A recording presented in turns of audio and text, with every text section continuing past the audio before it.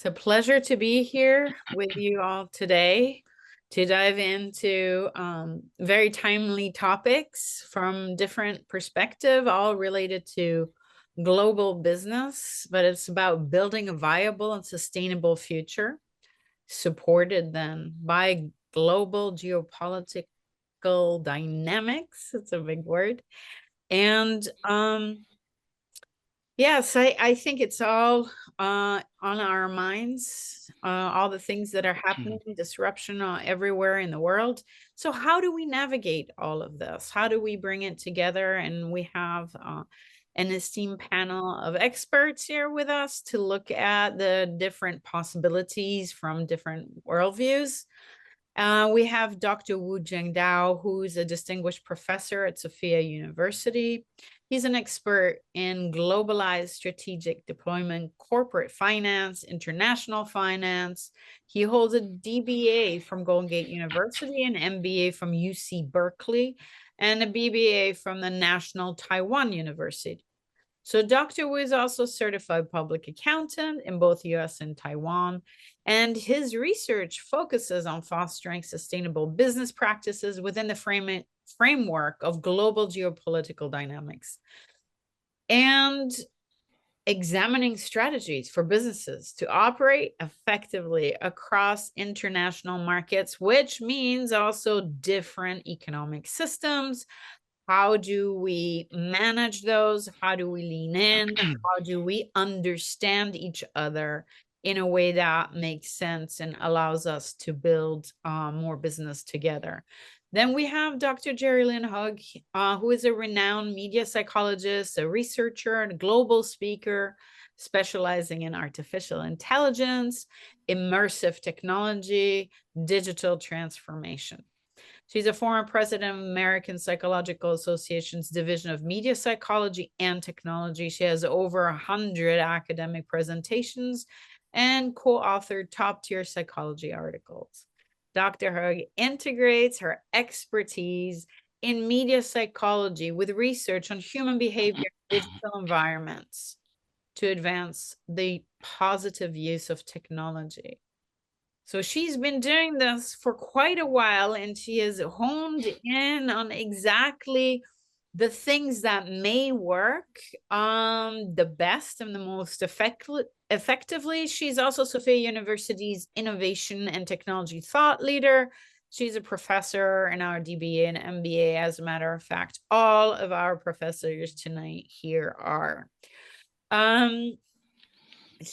Her research, she has so much research, but some of the things that are really important. For example, she worked with the US Department of Defense on anti-terrorism efforts using narrative psychology, and worked with DARPA on combating misinformation through cognitive defense strategies. She also worked on creating certificates at Fielding University on brand psychology, audience engagement, positive media. So, and last but not least, Professor Aubrey Walden, distinguished international business and trade expert who brings extensive experience in global finance and decision-making to Sophia's University's MBA, DBA, DBAC, with a Master of International Management, postgraduate fellowship at the University of London's Finance Institute, and he's also a member of the Forbes Finance Council. So his work focuses on developing innovative strategies for international trade and fostering sustainable global economic practices, making him an invaluable voice in shaping the future of global business. We are happy to welcome him here into our conversation. He's an accomplished top-performing leader in international treasury services, specialty deposits, operations divisions. He has consistently balanced strategic plans in conjunction with strict cost containment goals, which, that's a tension in itself, and it's quite in the news lately. And also assertive marketing strategies. So He's going to bring in his wisdom and experience into the conversation on how to move forward into a sustainable future. So I would like to invite Dr. James Wu to start. Everyone is going to give a short presentation on where they're coming from, what their viewpoint is and their background, and then from there we will go into a general conversation. Thank you.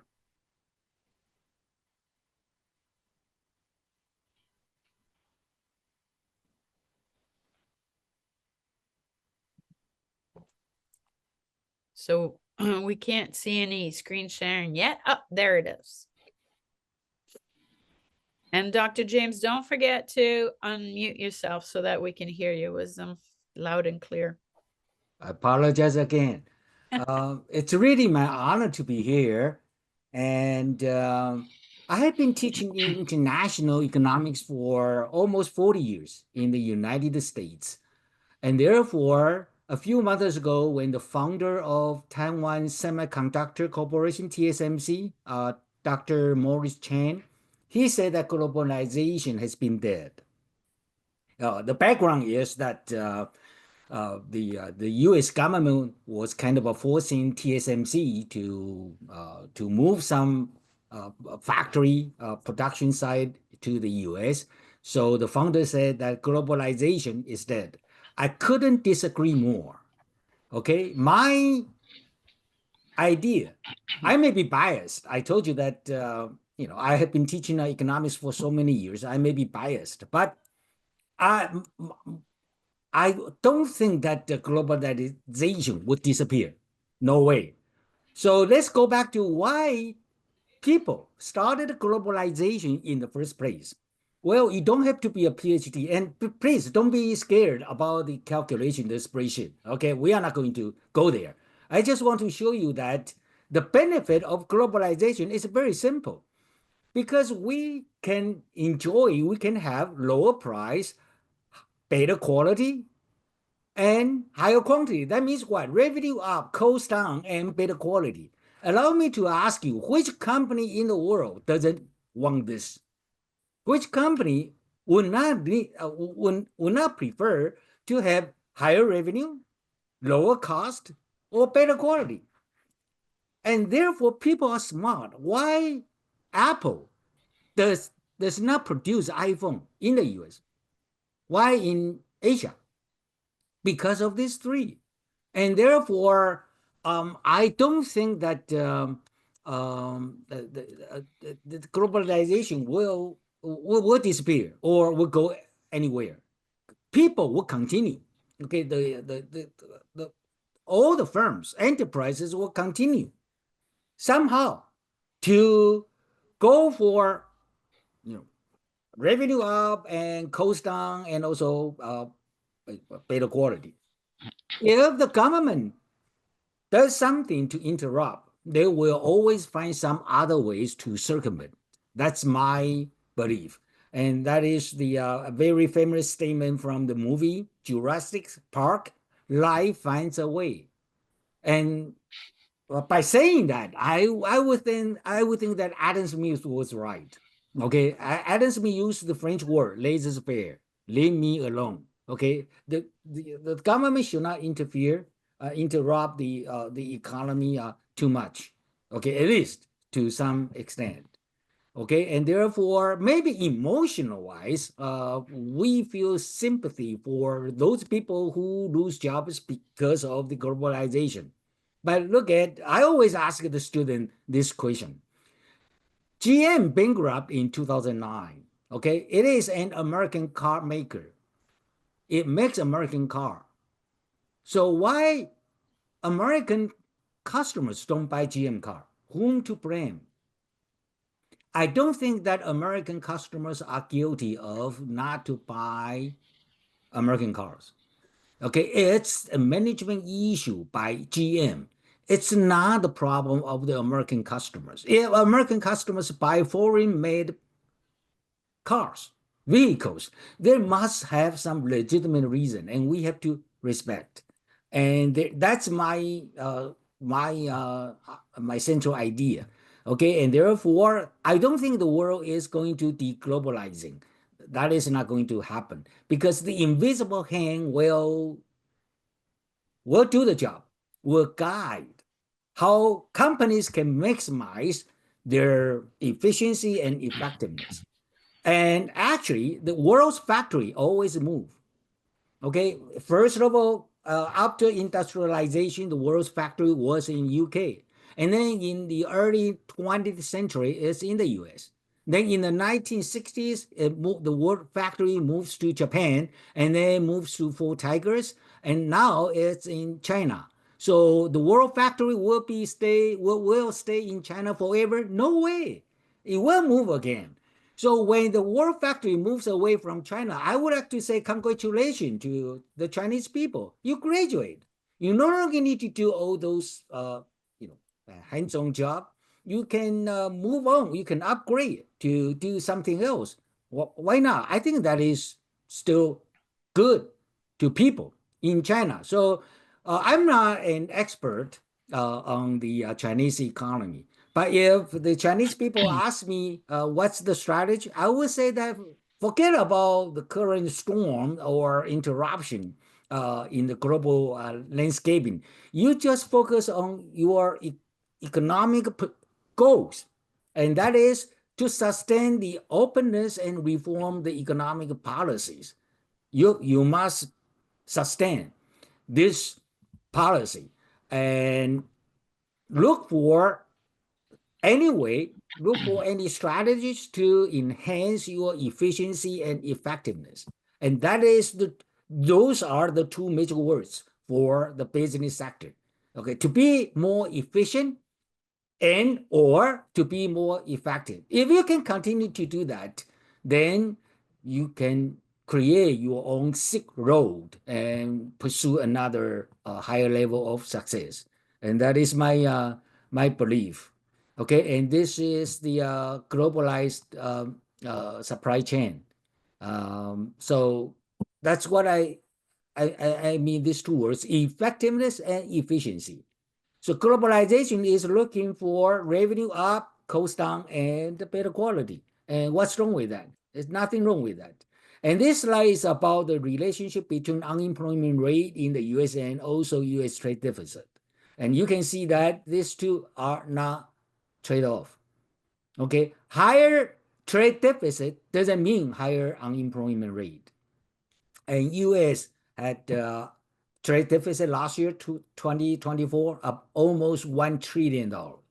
So it's a record high, but what happened to the unemployment rate is still very low. And therefore, I think that is a political issue that imports would steal the domestic jobs. I think that is a myth. The numbers here, historical numbers, would tell totally different. Okay, and therefore, from the economic perspective, I don't think globalization is wrong. Okay, and I believe that it has brought a lot of benefits to the world in the last 50, 70 years, and that trend will continue on. That's my personal opinion. Thank you very much for your listening, and I'm going to stop screen sharing from here. Thank you so much, Dr. James. Okay. Very interesting. Indeed, this is, I can see where you're heading, and in terms of shifting, it doesn't necessarily mean that we're shifting a movement, but rather that we're shifting the place of the players in the movement, and that maybe there's room for some others to come and join us. Thank you so much. And we'll talk about all of this more. And now I would like to invite Dr. Jerry Lin to jump in. If we could bring her up on the screen, that would be great, so that she can share her. There we go. Thank you. And now we're just missing her. like seeing her. There we go. That's fabulous. Hi, Dr. Jerry Lynn. Hello, hello. It's an honor to be here with everyone today. As a media and technology psychologist, I'm really passionate about technology. I'm sure you can tell already, but we'll find out as we move along tonight or this morning. But I'm really particularly interested in how technology is leading us and supporting us and reshaping how we do business. I'm particularly interested in artificial intelligence, but also how it, in combination with technologies such as immersive technology, we often call that virtual reality or augmented reality, supported by AI can lead innovation to a new powerful level. So let's just take a look at what I mean by this.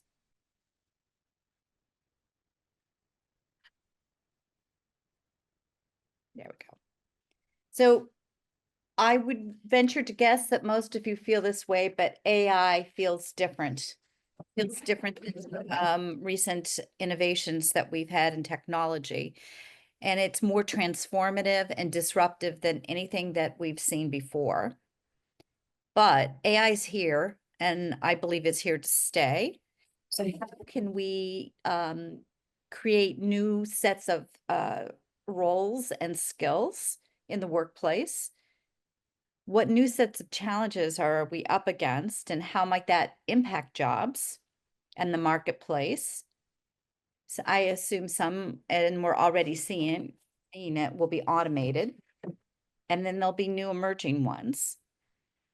And what I think, and I would like to call for, is that we really need to bring educational institutions, policymakers, individuals, businesses, and organizations all together to discuss and talk about how we can move forward with artificial intelligence so that it can make a positive impact in our lives and our businesses. So here are just a few data points that are global ones. There were 10,404 new AI job postings in January 2025, and that was a 42% increase from approximately 2 years ago, December 2022. The jobs that required AI skills, and this is US centric, that were located in the largest metro areas, and that makes sense. I am going to infer that that is globally as well, but cities such as New York City, Seattle, and San Jose. So global organizational adoption of AI, nearly 7 in 10 companies around the world are now using AI. 69% are using it, and they say to some degree, and 22% are saying that they're using it extensively. So we're coming up against that we need to use it or get left behind. And there's some research out there that's really quite interesting. Smaller and small mid-sized companies are the ones that are having the easiest change. They're able to move a little quicker and be able to implement AI in more of their systems. The larger corporations have so many other pieces and parts that are moving, and they have to deal with a lot more policies and procedures and more unilaterally across the organizations, that we're seeing that they're just a tad bit slower. So people are trying to figure out how to implement AI in their day-to-day work. And in a little bit, I'll just talk about how we might be able to create agents and some ideas about how you can incorporate it into your day-to-day work. There was a blind test, and then this will be very interesting, I think, particularly in this crowd. There was a blind test about AI translated materials, and they were tested against human translated versions. Now, we know some older ones were clunkier, but some of the newer ones that are out there, the findings in this research were that AI translated versions were more readable and more accurate. But, and this is a big one I want to caution against, we know with all AI, we still need to check it.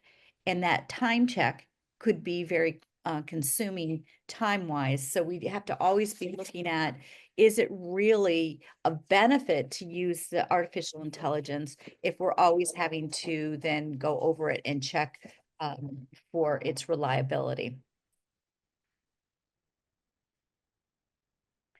So what are workers saying about artificial intelligence? Well, 1 in 6 US workers say that they're using AI to do at least some of their work. And that's by Pew Survey, which is a big survey organization. And another 25% say I could do at least part of their job. 50% of workers are worried about AI's impact. 32% say it will reduce their job opportunities, and 36% say they're optimistic about the potentials of artificial intelligence.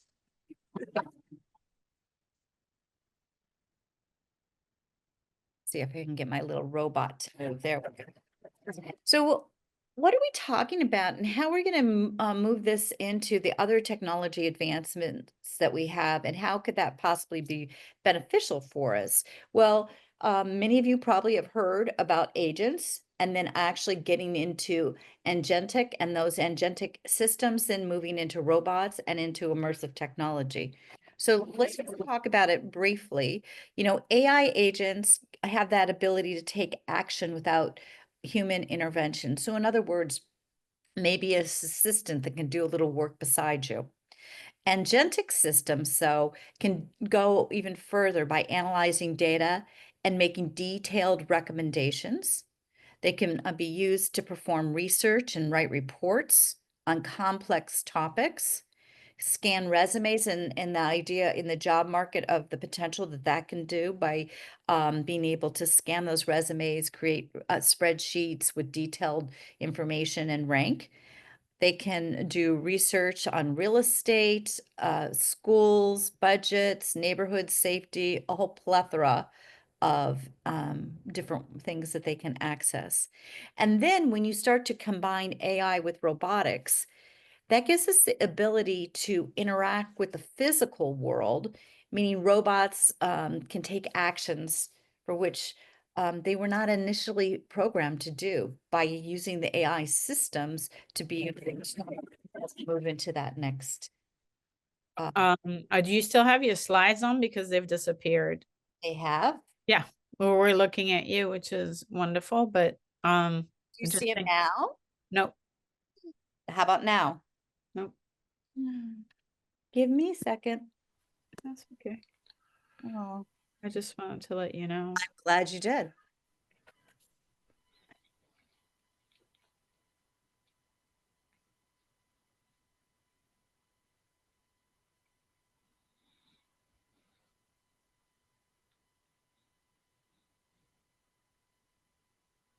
How are we doing now? Perfect. Okay, great. Thank you for letting me know. Yep. So what I want to bring up, and that is using artificial intelligence with nature. And there's some research being done right now with using artificial intelligence and biomimicry. And that's that idea of analyzing vast amounts of biological data and identifying those patterns, and then optimizing that design inspired by nature. And we can use that then for better efficiency and sustainability.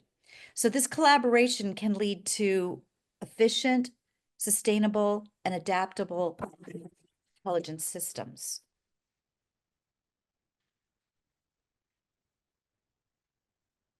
So let me give you a few examples.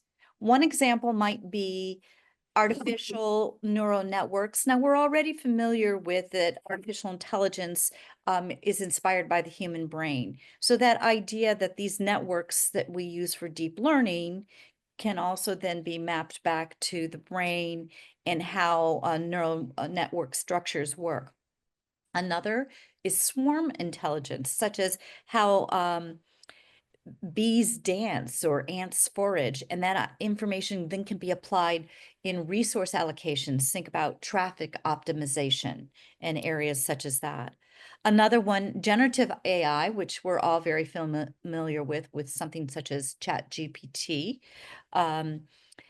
Using that design, AI can analyze natural structures to create innovative biometric product designs, such as self-cleaning surfaces. And that's inspired by the lotus leaves. And I had no idea about this until I did some research in this area. And I'd really like to be able to try to use something in this area. Bio-inspired robots, just as I showed in the previous slide. AI can analyze animal movement patterns and then optimize them in robots designed for tasks such as search and rescue operations, where it might not be safe or viable for human beings to go into the area. And then finally, biomimicry water treatments. AI can analyze natural filtration processes to design more efficient and sustainable treatment systems. And I just want to leave you with the thought of, how can we use artificial intelligence without losing that human touch? Because I really believe they need to be integrative. They need to be put in together. So Patrick Neiman suggests that there's several different ideas, established guidelines, which I had mentioned earlier about bringing various groups together to do that. This is an interesting one, and I agree, because a lot of times we have something that I affectionately call analysis paralysis, where we spend so much time thinking about it, but we don't do. So don't worry about getting it right. Worry about getting started. So we can create our own agents, we can have various conversations with artificial intelligence or daily task, or even play.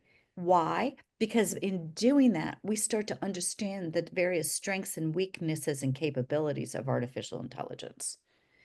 Also think about the difference between grunt work and the human touch, because the human touch, as we know, is powerful. And use humans for judgment calls, because we want to be able to still put that power of the decision on the human instead of the artificial intelligence or the machine learning. Be clear about what should be reviewed by humans. And then finally, and this is mine, is be curious, because that is a distinction that humans have over artificial intelligence. Humans are curious. Artificial intelligence just works on patterns. Thank you. Yeah, and biomimicry works on natural patterns that can be then adopted by humans, isn't it? I was just thinking, it's incredible how this actually flowed right through with the lecture, and now I'm really looking forward to hear from Professor Aubrey, you know, because I feel like there's already a flow coming through here of systems thinking as just in a, you know, in the most interesting way. So Professor Aubrey, how does it look with your So let me upload my presentation. And thank you, Dr. Jerry Lynn. That was very insightful and leaves plenty of room for discussion.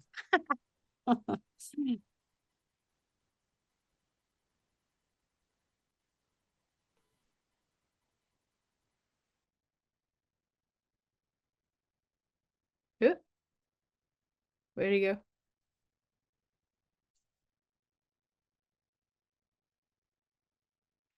Yeah, it's not always the easiest thing to get those slides on there and keep them on there. Especially, well, Dr. Jerry Lynn, you went and you got fancy there with the movement. And I believe that we have just lost Professor Aubrey. No, he's here. Yeah, I think the movement kicked my slides off is what happened. Yeah, something. The movement, yeah, of your little robot design, and they're showing how it all could work so well. they had this really sort of this funny joke about, those vacuum cleaners that are automatic that kind of, vacuum your whole thing, and then somebody left the door open, and this vacuum cleaner like went and vacuumed outside, just escaped the home. So yeah, there's risks involved with the robots. Yeah, So I Professor Ombre. apologize. I lost my connection there for a Yeah, moment. yeah, we figured. You're back. Yeah. Yes, I'm back. So let me do this. Let's see if I can share my screen Yeah, here. you should be able to because you're co-host. They were saying something about full screen mode that you should be in, but I think it's Okay. automatic. What helped me was to go in, like you turn on the presentation, like from the first slide, and then leave it open like that, and then share. Yeah, just a second. But Zoom changes daily. Yes. It must be the AI. We'll blame Yeah. we'll blame you. I find that those AI talks are particularly difficult to give now because it really does change so much that you have to constantly update everything. So Yeah, I will just talk from my slides if you don't mind, because we don't mind if it's like, if it's too much or you want to. Yeah, go ahead. yeah. Okay. So I'm going to be speaking about global logistics and supply chains in 2025, and really just how much they have changed, mostly They're since on, just so you know. COVID. And Your slides oh, are they're shown, on? Okay, terrific. Professor Aubrey. They're Ah, right there. there we go. Excellent. I think I'm just a little slow. That's all. So anyway, I'll be talking about logistics and supply chains, and yeah, it's oh, there we go. So I'm really I wanted to speak sort of in reference to the Port of LA and sort of give a perspective of how supply chains in the Sophia community, the extent of how large they are. So the ports of LA and Long Beach form the largest shipping uh, and container processing facility in the Western Hemisphere. And in fact, it's larger than all other Western ports combined. So when COVID came, there was a lot of discussion about how the port should continue to operate, given that uh, there were so many individuals, port workers that were ill. And so let me go to the next slide.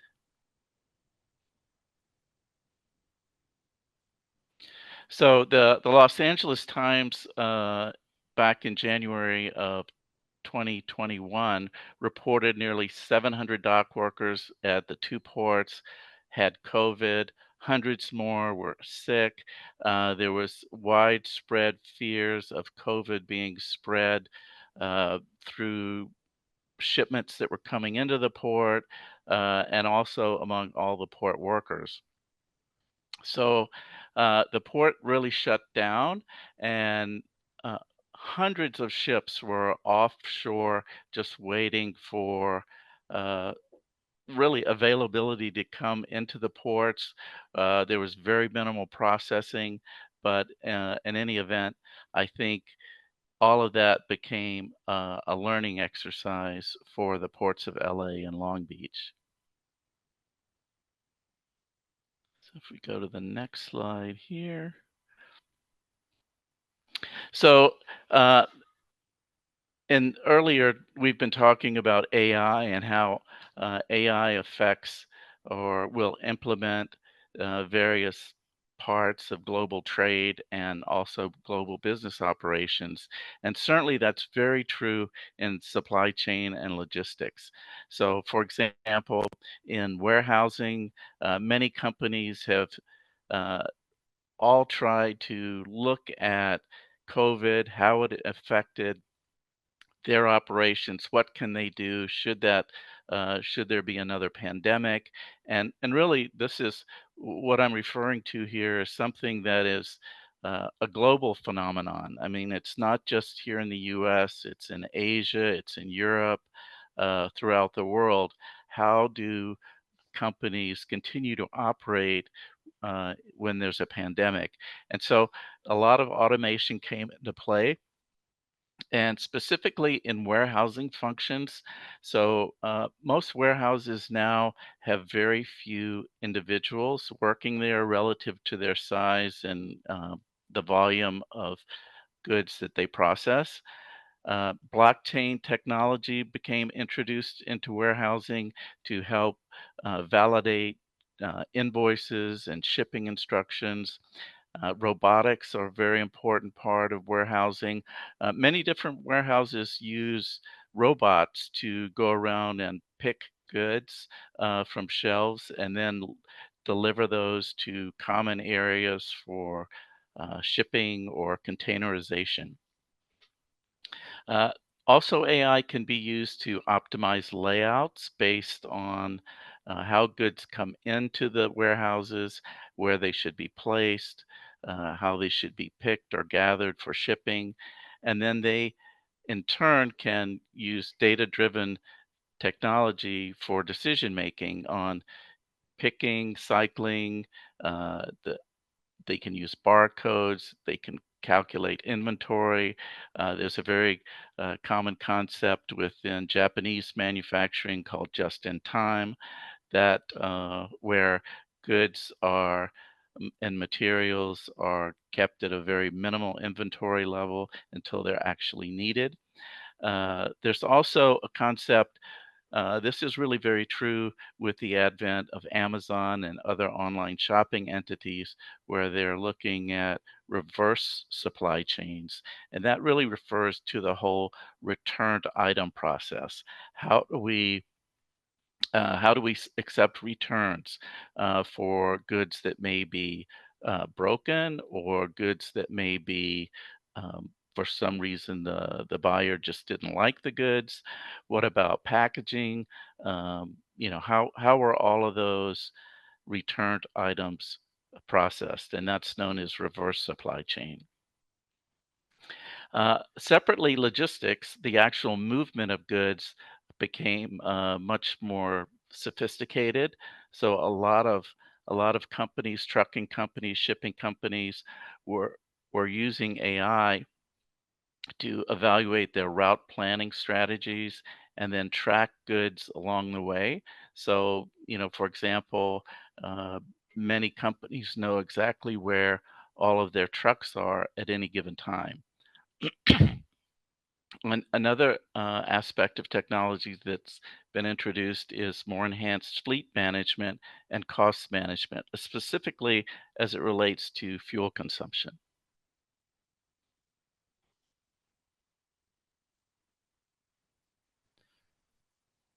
So, Amazon, for example, has been very active in trying to take control of its own supply chain.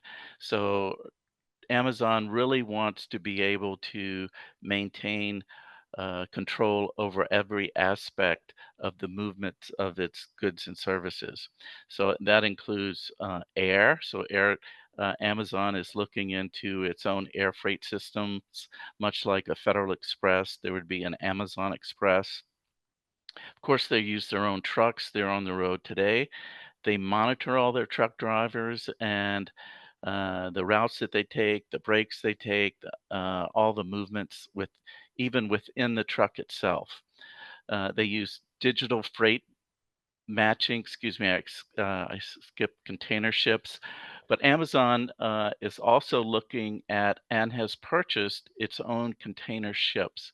So large containers for Amazon would be on their own ships. So there's no transshipment or loading of goods at one port, offloading at another port, and then reloading before it reaches its final destination. So no transshipment would occur and expedite the overall delivery of the goods. They match freight using digital tools.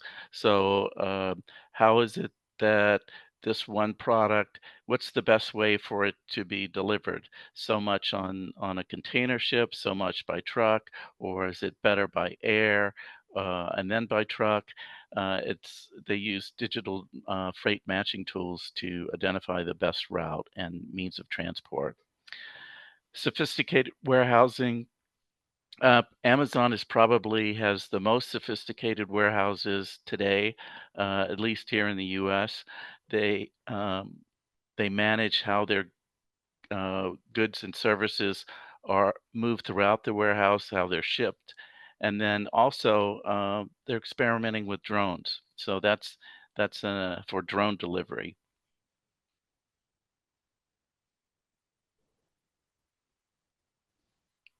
Thank you. All right, and so that concludes my presentation. But I think, one of the common themes that we've seen or heard tonight is that, you know, the the advent of technology is pervasive. So it's really affecting all elements of business, how companies work together and how global strategies can come together. And certainly one of the things that, even though it's a little dated, companies around the world came together many years ago to develop standardized containers so that every company could ship and move containers all the same size. And that, again, that was an effort among uh, different transportation agencies around the globe. Yeah, that's interesting. That makes me think of, in Europe, the train tracks used to have different sizes between the countries. Like Uh-huh. French train track had a different size than, let's say, the German train track. And the reason for that was simple, is that this would help against invasion, right? So that people couldn't just drive in all of their trains into different countries if they decided to mobilize. But then, they came to an agreement as well so that it helped transportation across boundaries. And that seems to also be, it is technology. I mean, like that's what Hmm. and you were bringing that up in terms of containers. So we can even go back historically, then we can move forward. And you were mentioning the drones, right? Which goes back to the robots, which goes back to this idea of what is happening worldwide in terms of a shift in the players that ties into all of that too. But the drones is a huge Hmm. development in all of that links right back to the AI too. So is there anything else that, anybody wants, like that just came up spontaneously as we're in, sort of bringing this conversation to the next level? And I can dive a little bit more into the globalization aspect of it, or is there anything else that you would like to bring in right now? And then we'll move on to more questions. Okay. Well, let me just go back, because I was thinking about this, viable and sustainable future. So we have the challenges and we have the opportunities in all of this. And what is happening at the moment is that it's particularly interesting because we have a rapidly evolving geopolitical landscape. We have a fragmentation of the global order. And that's, what you were also addressing, Dr. James, in terms of it's disintegrating. And so global commitments are being put into question. And this fragmentation brings along, the challenges of addressing shared items such as climate change, economic stability, because we have to all sit at a table together And as everything is shifting, this is difficult because what table is it and who's sitting at the table? Then the other challenge we have is that the climate change and resources scarcity stays.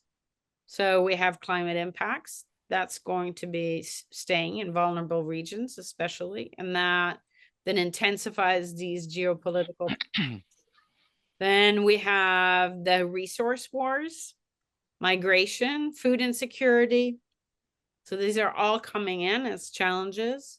And of course, economic nationalism, because what happens when there's a situation like that, everybody reverts back home and, you know, wants to take care of their area, make sure that that's okay.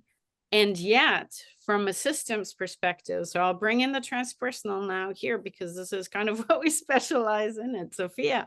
It's like this idea, you know, we're caught in this web. We can't just extradite ourselves from it, and nobody can. So we're stuck with each other in this way of all having these problems, and also financial systems. Opportunities for sustainability are still the global cooperation on climate action, on these things, and finding something that works for everyone. Or maybe those are more basic items, maybe there needs to be different agreements to it, but we are going to need this global cooperation in some sort of way because of systems thinking. I mean, one person or one region does something, it's going to affect everybody else. Trade is the net, and that brings it all together. And I want to also say Temu, you know, is one of the competitors of Amazon, and Professor Aubrey, that was a great example on Temu. You know, they bring in items into the US, and they pass by the tariffs and so on. They have their own system of shipping really cheap goods worldwide, which then, you know, consumers want that. They enjoy that. Right? So if we suddenly cut that, that is going to be felt in the net as well. So If I may. yeah. Yeah. So another example of what you're talking about is, you know, in the global financial sector, there's a system that's called SWIFT, and SWIFT is a system that is among banks. Banks are members of the SWIFT organization, and it's used to, it's a messaging system, and banks use it to essentially move funds or to conduct other banking transactions. And so there had to be a great consensus among nations to develop SWIFT.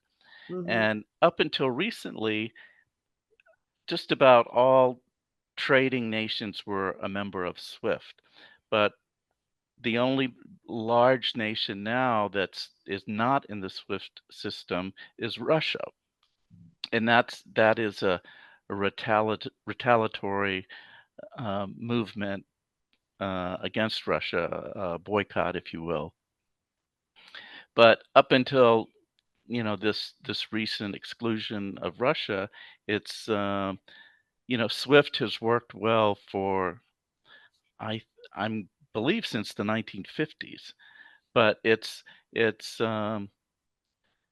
you start to see this intertwine now of, you know, politics is becoming part of the business world. It's disrupting things, especially, you know, trade can't happen without a global payment system.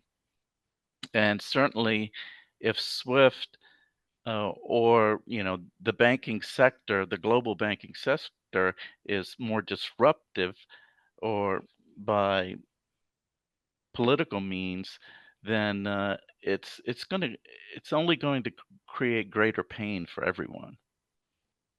That's correct. It's a fundamental agreement that is needed to even engage with each other. Right? So I mean, and Dr. Jerry Lynn brought up the blockchain. And you know, this type of currency, you know, that where now we're totally decentralized, Professor Aubrey. So it's like the system of no systems that is then a system. Hey, which is Yes. also, it's also a little bit, it goes with the ages, just what do we do with that? Are there any thoughts around that? Like, how do you see that fit in? Maybe you guys can all take that question. You want to start, Professor Aubrey? Yeah, blockchain technology and um, specifically in the financial sector has, many applications, and some I think are very good, some are suspect, you know, the and but if you think about in the trade world, traditional trade for hundreds of years really has a lot of companies have used letters of credit. Uh, Blockchain can replace that. Blockchain technology is, you know, buyers and sellers that don't really know each other and don't have a level of, trust between themselves use a letter of credit historically, but using blockchain technology, they could move away from that. But, aside from that, blockchain and uh, Bitcoin and other digital currencies are not, they're not really part of a system. They don't have traditional backing. There's no central bank behind them. So, it's I'm sure they it serves different purpose, but I'm not sure we're still defining what that's going to be, learning what that's going to be. There's probably wonderful uses and then some not so good, but just like any other technology. Mm-mm. Yeah, and you know what? I think that analogy that you used earlier about the railroad tracks is one that I'm going to keep for a long time because it describes it so well. And one of the things I was calling for is the best way for us to be able to deal with all this technology is for us to all come together from the various perspectives to be able to create something. But how do we all come together? Especially, and again, to get to one of your other analogies, the web where we're all interconnected, but also when things are a little bit more challenging, we go local or we go back to home base. So it feels like we're dealing with all kinds of dichotomies. Yes, thank you, Dr. Jerry Lynn. That's why we had the global conference for mental health last year, and it was actually global meets local, as you know, as we all know. I mean, because it's like it's impossible to ignore the local when you're speaking about the global. Dr. James, what do you think? Yeah, Blockchain everything? I'm not an expert on blockchain, but I agree with the Aubrey that uh, 1945, many countries signed the Bretton Woods, and therefore we started to have the fixed exchange rate, and U.S. seemed to dominate the trade payment. However, 1972, U.S. walked out of Bretton Woods, and therefore um, I, transaction must be two-way.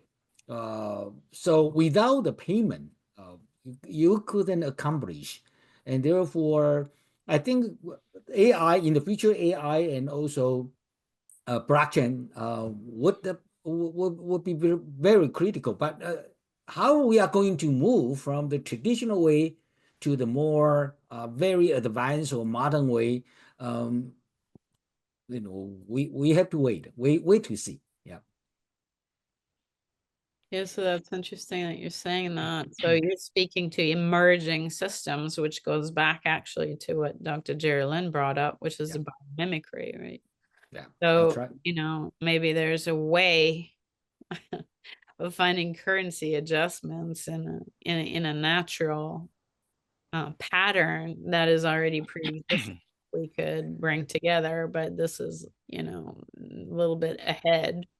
But there are, Oh, there oh, there's like factions, like you were starting to address, like these factions, like BRICS, yeah, right? yeah. exactly. Yeah. So there's a huge shift.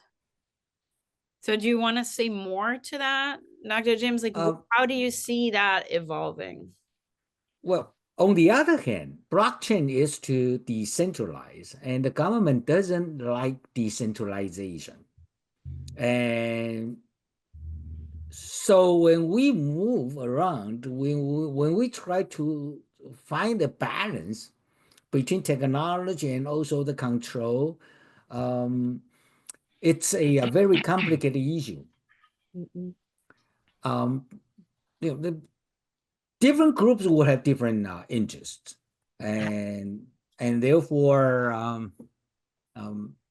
don't know. I don't know what is going to happen, in the next year or in the next 5 years. Yeah.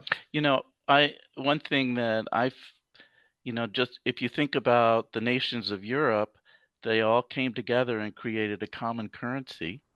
There's for many years there was talk of a North American dollar. That's never really happened.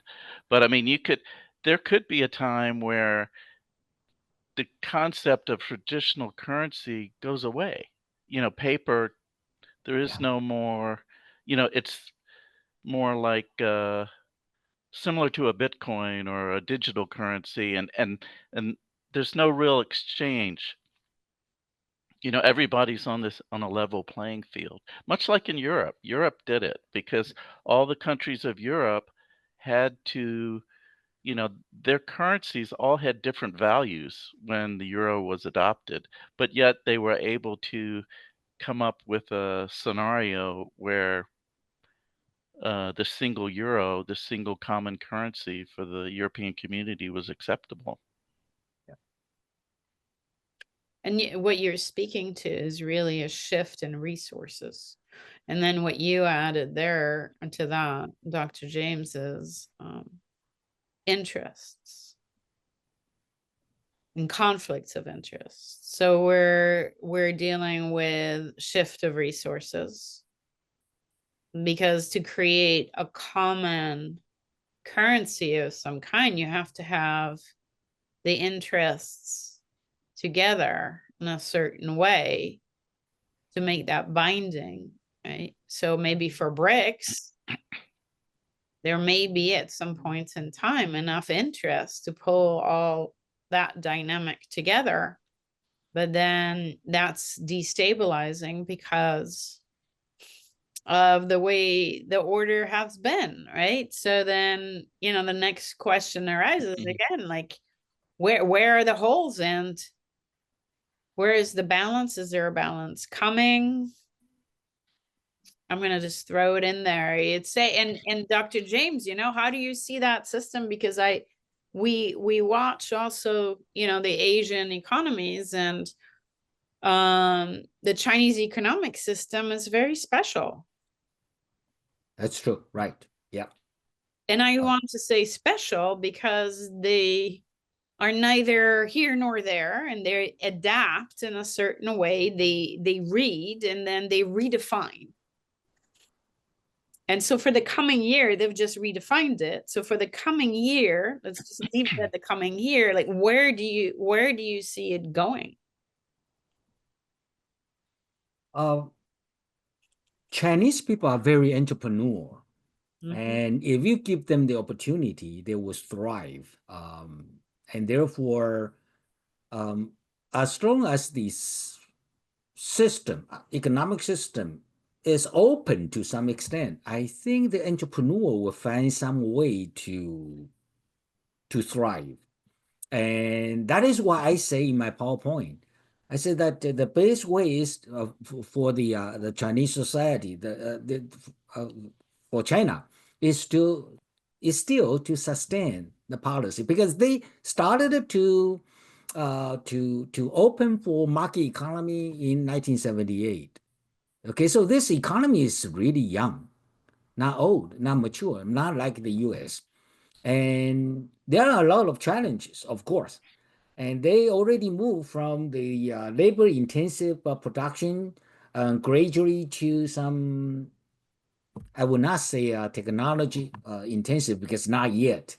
Okay. However, they are moving to upgrade their production to increase the value.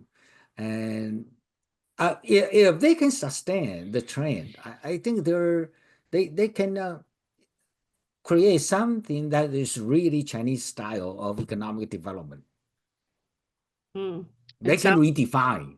Right, because they're leaving themselves this entrepreneurial spirit and leaving themselves the freedom to not have to stick to something that's predetermined. Yeah. Pragmatic. Yes. Yes, very good. Pragmatic, yeah. Right. And nothing wrong with that. No. No, right. No, it keeps it out of the philosophical debates, which are great and very important. But if something doesn't work, especially if we're speaking about business, then we need to find other solutions. Right.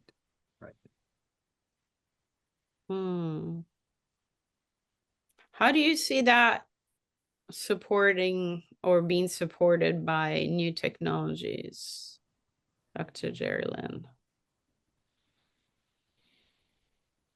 I'm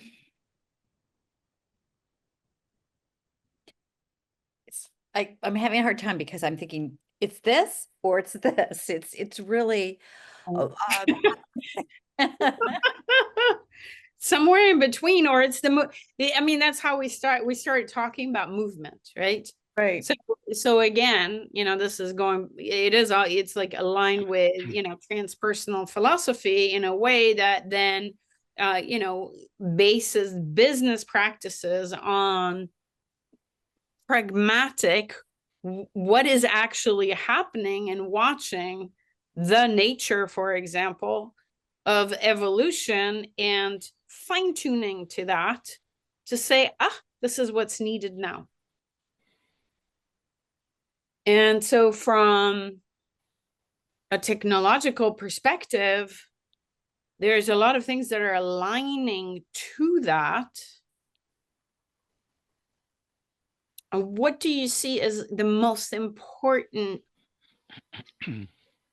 technologies and because you address like certain ways AI is moving, and that it can't replace the humans. So now we have a system that is finding itself. Right, because I think, but the reason why I emphasize the replacing the humans is that's the biggest fear I keep hearing, is that we'll be taken over by machines. And well, I guess that is one of the scenarios. It works really good in sci-fi novels, but I just wanted to say that's where it's powerful, is that we as humans still are incredibly powerful, and there's certain things that machine learning is not capable of doing. And that is that idea of curiosity. You could probably name a few others, but that is a primary one versus patterns, because let's face it, there are so many amazing things that we're now able to access that they would, because of artificial intelligence. And I'm just using that as one of them. There are multiple of technologies. And I really don't think that we're going to be talking about artificial intelligence by itself per se. I think it's going to continue to integrate into technology, but there are so many different things that are very positive for our lives. I'm thinking in healthcare right away that we as a single human mind it's very challenging to get to this type of scale that artificial intelligence is allowing us to do. But it's how do we moderate that? How do we integrate it? And that's why we still need to have the beautiful power that AI can give us, but we still have to have the human mind integration with that. And the humanity, maybe I use mind, but maybe even heart, that needs to be there too. Yeah. But I don't know. I think we're in this very we're in flux, like you started out with, is that we're having all kinds of globally changes and dealing with it, and how do we come together? And that's somehow we need to come together. I'm not sure how that's going to happen, because each one of us talked about how by coming together, again, your web, because we are interrelated whether we like it or not, but how Mhm. do we come together to be able to engage these various solutions? Well, to consciously build it so that, we're, we're living in a worthwhile way. And that it's not just something that haphazardly happens to everyone. I think like the word that Julie Ling used, human touch. Yes. Yeah, And heart, right? So right. and sometimes we forget to use that maybe in business. But the truth is, one of our students is actually writing, doing his research on how emotions impact investment decisions, and that it's impossible to separate this out. Meaning the heart really is, part of these emotions, whether they're conscious or not conscious, a different story. But if you're making an investment decision and you think you can make it without emotion, then you have to be so conscious of your emotions to be able to check them, observe them, and move beyond it, which is, we always call it the transcendent function, move beyond it, and then make your investment decision, look back, and then go and analyze the situation afterwards based on what's happened, which is of course linked to a gazillion other variables out there. So we're back at the web, right? And what you're describing is so such a challenge when the investment is marginal. It's not really, it's not a clearly a yes or a no, but when it's a maybe, then it becomes much more emotional because it's not, you don't really know. It's not there's not a strong direction. So it's not a slam dunk where you're like, yes, this is a slam dunk. I'm going to go invest in, I don't know, Amazon's probably still a slam dunk. Not a good example. It's not a good example, but are you going to make a killing off of that investment? Probably not, because unless the share prices, like they just have, fell a ton, and then you invest, and then you just take the ride up. But still,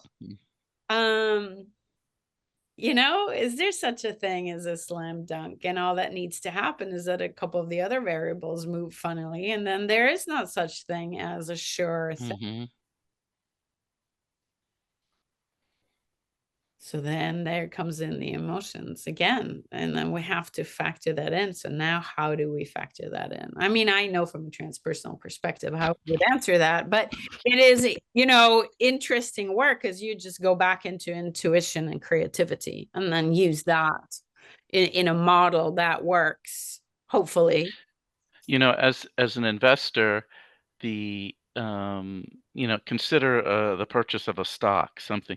It's much easier to buy a stock than it is to sell it, especially when you're at a loss, because when you're losing, your emotions are so much stronger.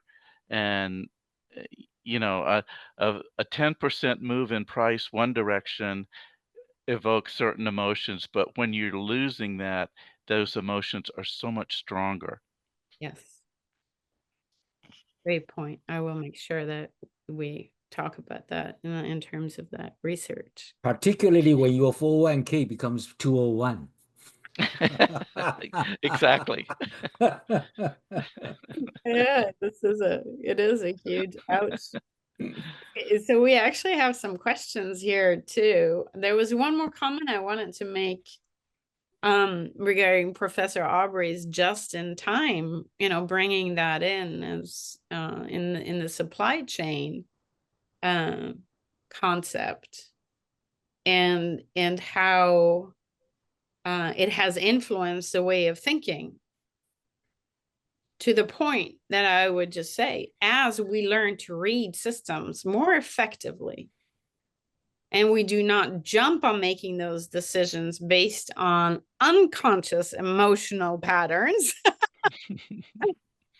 then we may be able to react just in time in a lot of different ways, and not just in supply chain, right? So that we can effectively be flexible. And then comes in your point, Dr. Jerry Lynn, is like, then we have the AI, and we can say, we would like to analyze it from this perspective.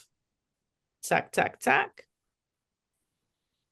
And maybe this is where this new paradigm is emerging. Okay.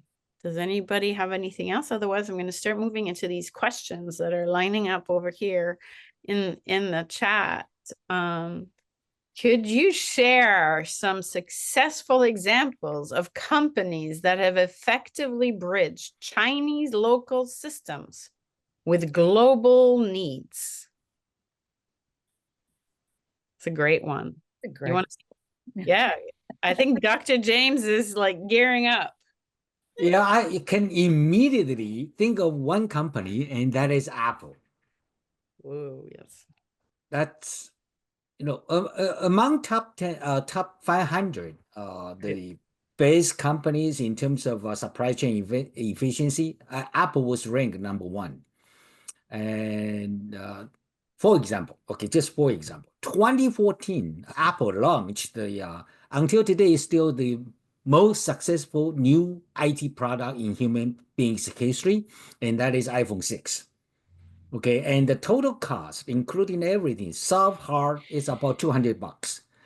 But Apple was able to sell at 650. So you can see the margin, the profit is amazing. Okay, $200 for the total cost, and the sales price is 650. Among $200, how much was for the labor to assemble all the parts? Only $2.20. I'm sorry, $4.20. Made where? Made in China by Foxconn in China. I think that is a good example of effectively bridging the Chinese local system with the global needs. And Apple was doing a wonderful job to capitalize the opportunity. Yeah. And then there's a part of me that thinks like you were right when you started your talk tonight with, maybe there is no need to have such a low labor cost anymore, or there's no need. Right. Does that make it right? I mean, this is a whole other debate in terms of labor, how low do we want to press the prices of manufacturing, and the conditions, of work, like how many hours and how many days a week. Yeah, but you're very correct. Anyone else want to take a stab at that? I have heard, and forgive me, I don't have the exact figure, but I've heard something like if the Apple phone were built in the US, it would be about $6,000. Some outrageous price. Yeah. So, I mean, I read an article from Wall Street Journal, and he said uh-huh. if iPad is made in the US, you just put a zero at the end. So that's 10 times. The sales price will be 10 times. So for 600, it will become 6,000. Yeah, that was reported by Wall Street Journal. And it relates back to the comments you were making in the beginning about, how countries and resources work together to, best allocate resources so that, um, I always and say, build what you do best. You know, it's like, don't try to grow bananas in Wisconsin. You know, it's not going to happen. You know, it's, you know, do what you do best, and the price will find its way to be most efficient. Exactly. And that goes back to that globalization thinking. But then again, you know, really taking into account how can we make sure that this is fairly distributed, right? So, you know, for example, then like say it in reverse, like car, like Build Your Own Dream, BYD, right? It's like they make that car so cheap, it's an electric car, technically speaking, then should be able to export it and beat the competition everywhere else, but they can't, right? So then we have a whole conversation now around tariffs and how do we navigate that? And what is then the reverse of that?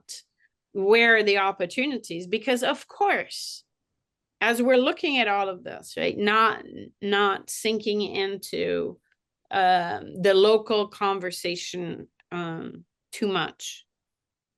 But as we're sinking into that, what is the best overall sometimes is at the detriment of the local. So how do we deal with those conflicts of interest so as to keep it flowing to, you know, the tariffs and all the debates that we're having right now on how to navigate this? And again, because of that, there's going to be new opportunities, right? And then everybody's like does get into, you know, the AI and the robots, and this is how then the new definition of workforce is going to also come. Do we change the definition of what work is eventually? Yeah. Globally.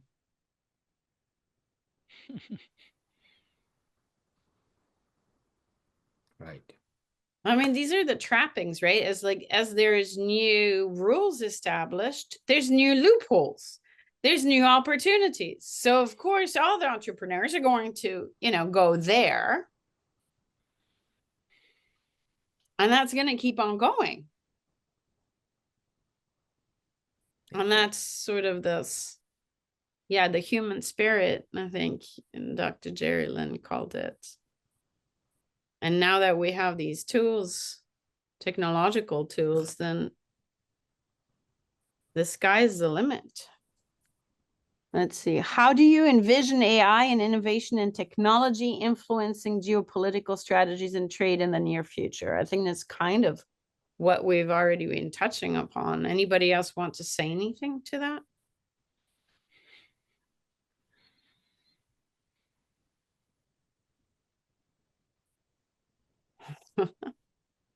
Well, I Go ahead.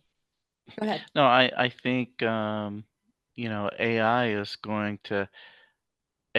and blockchain and other technologies combined will help automate and take a lot of the, you know, the human steps out of processes, especially in things like finance or other service industries, that where automation makes, you know, faster, quicker, cheaper, um, you know, and I think AI can only help benefit that. I know some entities in the finance world are using AI for decisioning already. You know, if you have, I know, like, you know, many of the major banks, if you have an issue with a check or some other payment, AI may decision that for you. It may look it may look at patterns within your account and say, you know, you normally don't have $10,000 withdrawals from your account. Is this a normal pattern, or is this perhaps fraud?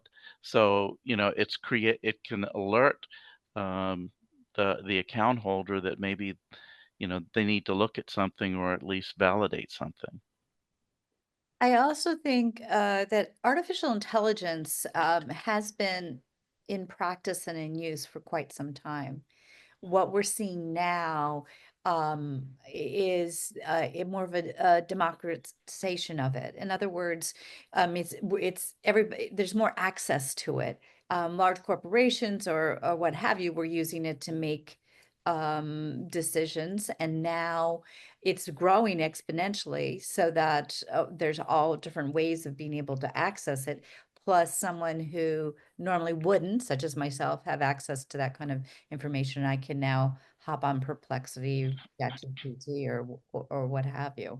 So I think much like the internet was supposed to be able to have more people have access to information, as well as more people to be able to share their voice, I think artificial intelligence is moving in that direction. Yeah, I totally agree. I think that it's a fancy name, AI, but it has been there for a long time. Actually, it was originally created from a big data analysis, and the British scholar Schomburg said, "Big data analysis is nothing but change your attitude, change your business attitude, change your management attitude. That is big data analysis." So I agree with that. Yeah. I think it also gives us flexibility to look at different scenarios in different ways, Right. because otherwise we're stuck with one scenario. And with the AI, we have the possibility of playing out different, for example, business models, different ways of making decisions, and seeing, hey, this plan, yeah, that doesn't work so well because nobody wins. In the end, we all blow ourselves up. Or, so let's try for another one and see how this works. And let's see how this works. So we now have that capacity to data analyze at that level, right? So in other words, shifting our worldviews to work through patterns and consequences. And everybody can do that. I mean, you could sit down and, write that out. Cross code. And maybe a supply chain. Like, how do you make a supply chain more flexible, right? You bring in all of the different points that may change in a certain time frame, and you run that through your supply chain to see at what point, especially if it's international trade, where is the potential for it to get disrupted, and what scenarios do you have to mitigate that? Yeah, I think we're going to be so happy that we have this. Yeah. And then maybe, realize the beauty of the heart, right? That ultimately the humans still have to make the decision.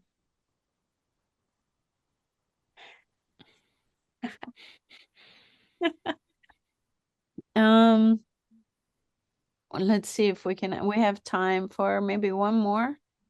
Oh my God, this is like a juicy one. Can you share some real world examples of companies successfully using AI to enhance their global strategy and sustainability? Oh, that's great. I wish I had an example. I do know that that's happening, but I don't have I should have pulled that. Maybe if there's a forum that follows up this, I'll come up with a few.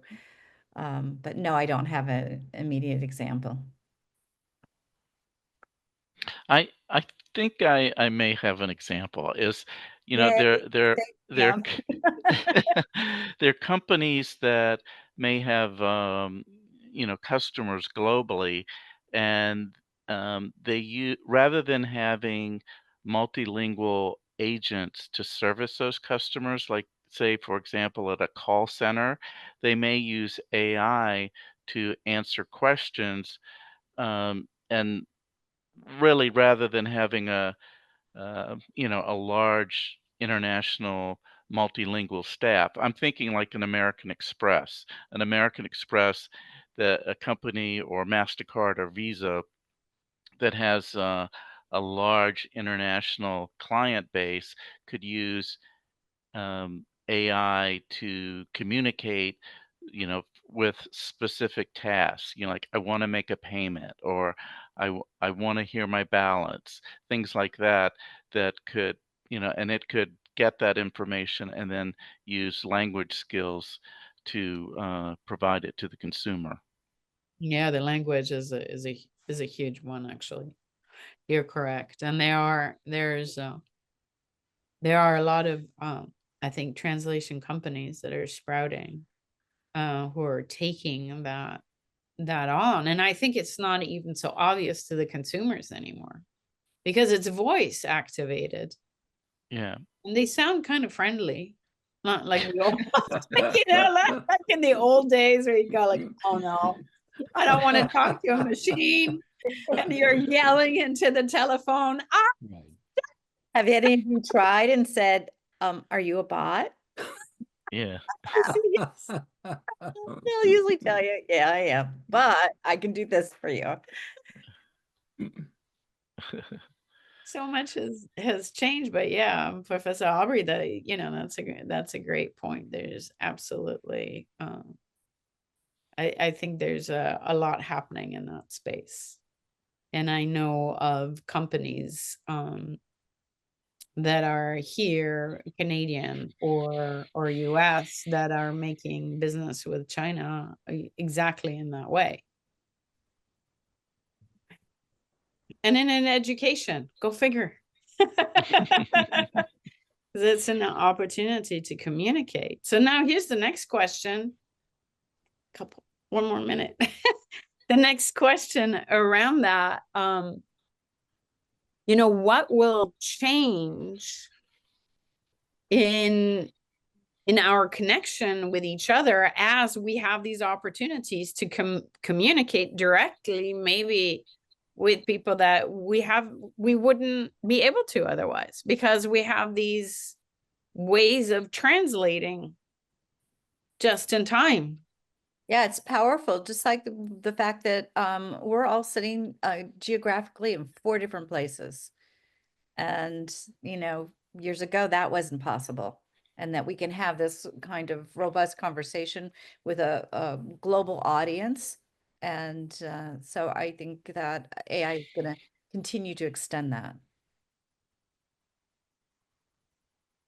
Yeah. And maybe that's also the answer to all of these shifting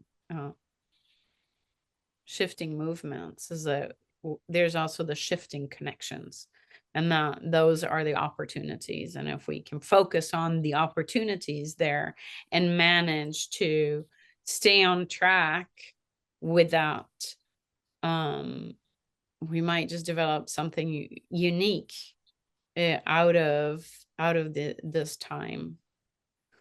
So in terms of closing remarks, what would you like to say? How do you see the future before us? Professor Aubrey, why don't you start us off on that? Well, I think we're going to see, technology and more sophisticated technology make our lives easier. I think, there's many things that we do throughout the day that, you know, h- here's a great example. When I started to do my PowerPoint, I had a little hiccup here. Well, I think AI could have sorted all that out for me and made it much smoother. So, but many different tasks that we do, as we technology may help us be safer in our car, help us drive, more efficiently. Um, all of those things we're starting to see those tools emerge, but they'll only improve over time. So it's a very positive outlook you have there, Professor Aubrey. I like it. Thank you. We don't have to go to Mars quite yet. No. Awesome. How about you, Dr. Jerry Lynn? What are you thinking? What are what is your scenario for the future? Well, I'm excited about it. I also think that many things will change, and I might not actually be able to see what that is. I do think it'll be different, but again, it'll be harnessing potential. And much like I said, maybe what we describe as work will be totally different. Will Yeah. that give us space to get into more creative endeavors by taking the more traditional task-oriented things out of the scenario? I don't know. I don't want to describe that, because for others that might be exactly what they want to do, and that is the kind of thing that they want to do. But I just think that we're going to continue to see changes, ones that I might not be able to conceptually visualize at this moment, but I'm excited about the potential of the future. Thank you.